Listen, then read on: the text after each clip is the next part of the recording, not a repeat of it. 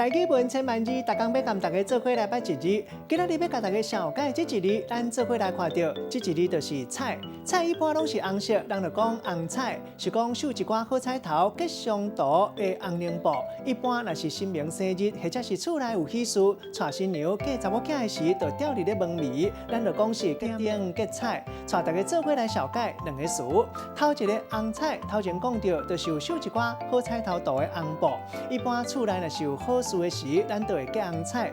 第二个词剪菜，一般就是开幕典礼活动伫要正式开始的时，举办的仪式就会剪菜。咱用一句话来举例，甲这两个词夹做伙。譬如讲，规台湾上界大的连锁生活用品店正式开幕，唔但有剪菜，也有人西人凉放炮啊，刷落来，搁再结红菜，热热菜菜足喜气，气氛呛呛滚。今日小解这一日菜，提供予大家参考。